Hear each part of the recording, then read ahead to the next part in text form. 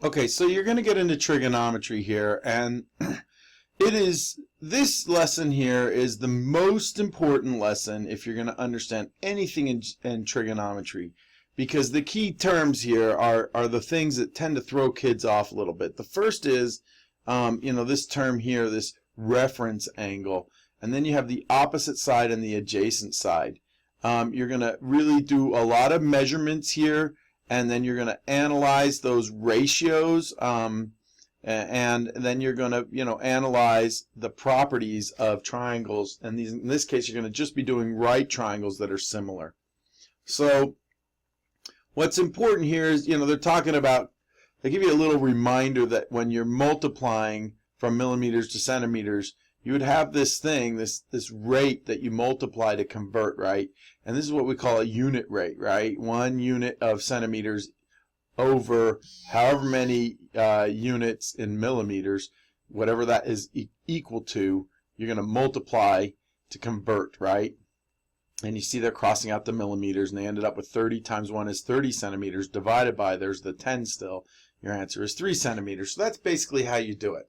So here we have an isosceles right triangle. It's a 45, 45, 90, 90 degree right triangle.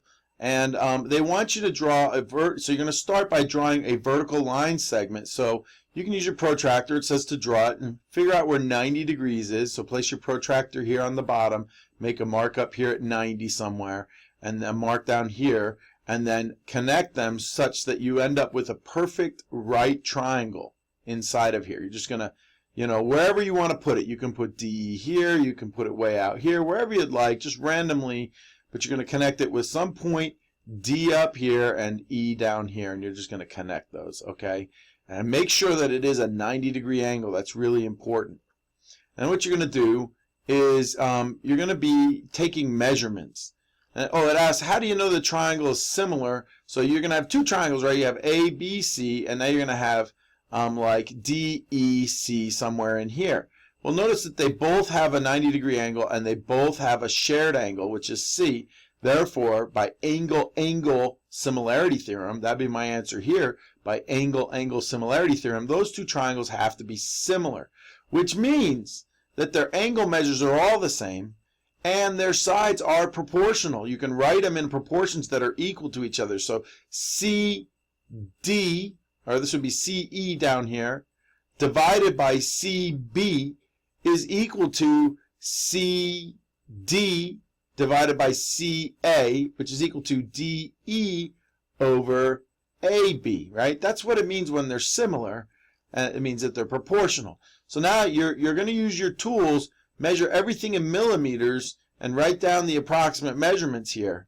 And then, what you're going to be doing is you're going to think about what the reference angle is. Now, what I always think of when to help you understand what the reference angle really means, there is an angle that you are considering as the reference angle. In this case, we're going to make it point C. But in real life, in trig problems, the way it works is you're generally standing at some place. I usually draw a guy, like as though, okay, he's right here, so I make a little stick figure, guy or girl or whatever, and they're looking at the triangle this direction. This is their point of view, so this is their reference angle. This is the frame of reference. This is the point from which they view the rest of the triangle. And if you think about it, this side opposite the hypotenuse, or the right angle, is always called the hypotenuse, right? So this is our hypotenuse, no matter what. And then you have these other two legs that we always call legs in a right triangle. But now that we've identified one angle as being different, this is the angle, the reference angle where the guy is standing over here. You can think of these legs, they're actually different from one another, even though they measure exactly the same right now, because this is an isosceles triangle. But this angle right here is next to the guy, right? It is a part of the reference angle. So we call it the adjacent side. Adjacent means next to. So, it is a part of the reference angle. So the adjacent side is always a part of the reference angle. And then across from the reference angle would be the opposite side. Now, where I have found kids sometimes get confused is that then they always assume, oh, this one on the bottom is adjacent and this one over here is the opposite. And that is only true if we've identified that angle C is the reference angle. As soon as you can do this whenever you want, but if you were to say angle A is the reference angle, well then now AB becomes the adjacent side and CB becomes the opposite side. So it all depends on first identifying which angle is the reference angle. And that's why for all trig problems, when kids tell me they're confused and they need help, the first thing I do is I bring over a little guy and I draw him for him and say, here's your reference angle. Now which side is opposite, which side is adjacent to it? And it seems like once kids figure out where the reference angle is, they don't have any troubles figuring out which side is adjacent, which side is opposite. But you must get very good at that. That must become something that's an automatic for you, because this whole unit is on trig. And if you don't understand which is the opposite, adjacent, and hypotenuse sides in that right triangle, given a specific reference angle, if you can't find those sides, you're going to be really, it's just going to be so hard for you. You're not going to really understand it.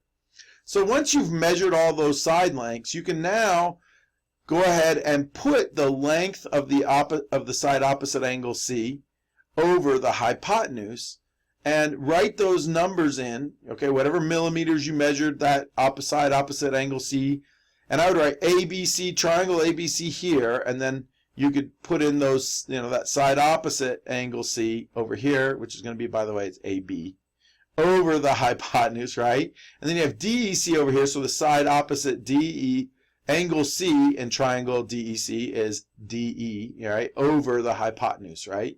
So you're going to put those in, and then what you're going to do is you're going to divide them. Use your calculator because they want you to round them to the nearest thousandth. And the reason is we're going to be doing this a bunch, and it'll be easier to recognize any similarities if we're using decimals than if we end up with some funny ratios or fractions. So you're going to do that for the opposite side and then the adjacent side, and then you're going to put the opposite over the adjacent. So there you have three ratios you're going to write. And now they want you to go back and draw two more vertical line segments, FG and HJ. So they're just like DE, but you're going to put in two more. So you go back up here, just like when you made that vertical line that was a right angle, was perpendicular to the base here, DE. You're going to now do like FG and HJ, wherever you want, just randomly.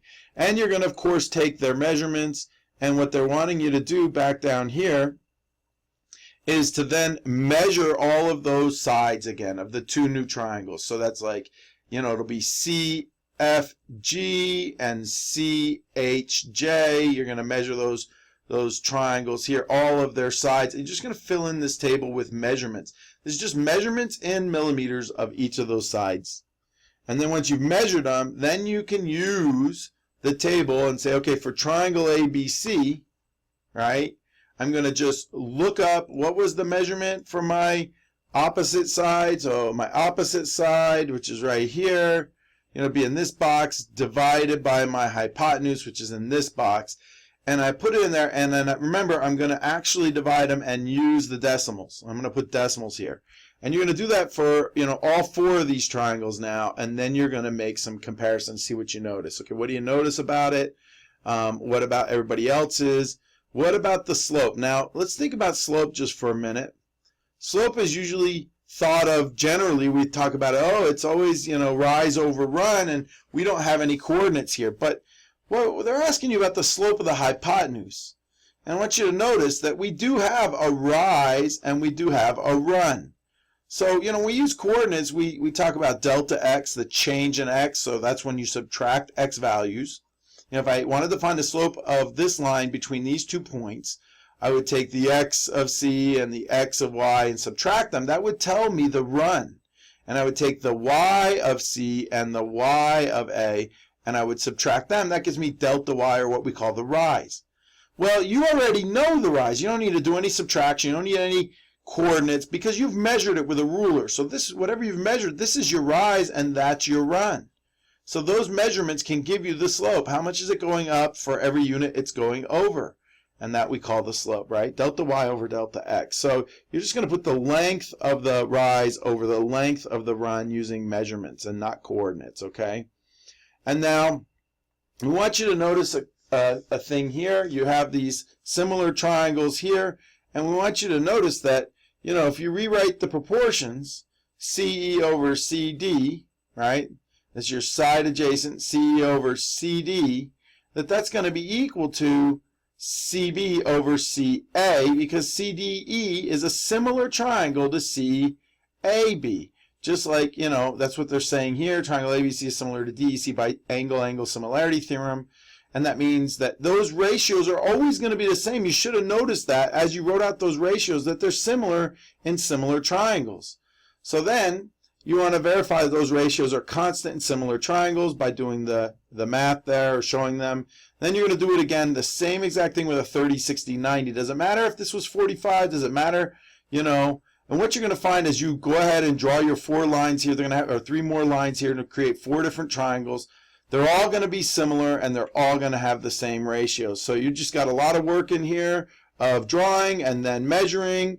And this is not going to work out real well for you if you're not accurate. Okay, you've got to be accurate in making sure that these lines are vertical, that you're creating perpendicular lines here when you draw them out. So use your protractor, make sure it's a true 90-degree angle. And if you don't have a protractor, get something that's squared off like a book corner or edge, and do your very best to draw it. You know, put one side here and then draw the pencil up the other side like that. I mean, that's not a great way to do it, but it's a little bit of a cheat if you're somewhere where you don't have access to a protractor. Even a piece of paper can work for that. All right, so now you're comparing the side length ratios, and then you're drawing some conclusions for 30, 60, 90s and explaining your reasoning. You're going to walk through what Alicia's saying. Alicia got this wrong, and your job is to figure out what she did wrong. Now, she's saying that BC, this side, over AB, so this is from angle A, this would be, you know, our opposite side over our hypotenuse, is equal to the ratio of DC over AD, because it's this again in this triangle ADC, this is the side opposite over the side that is, you know, supposed to be the hypotenuse. I'll give you an idea of why those ratios might not be wrong. If you just look at this triangle ACD, does it look similar to ACB? Okay? If they're not similar triangles, then are their sides going to be proportional? So I would be looking along those lines. It's nice to say that they're always the same, but they're not always going to be the same. Alicia's wrong because, you know, these triangles aren't really similar, are they? They need to be similar in order for the ratios to be the same. So you've reviewed basically these ratios, and we're going to get into more formality, a more formal way of talking about them. But now this is on you to just kind of consider what happens if your reference angle measure increases. So angle C was 45 degrees, and then later angle C was 30. But as we increase, what's going to happen? So as you think about the Hinge theorem, as I make that side, you know, if I open up that angle, then what's going to happen to the side opposite? It's going to get bigger, right? And as the side opposite gets bigger and the hypotenuse stays the same, well, you know, this number is going to increase, right? And the adjacent side, if I'm making the angle bigger, that adjacent side is going to have to come in closer to, you know, and I think you're going to find that this ratio is going to be, you know, getting smaller. But yeah, I'll let you figure that out, okay, what's happening as you open up using the Hinge theorem. So just kind of think that through and, you know, do the best you can with it.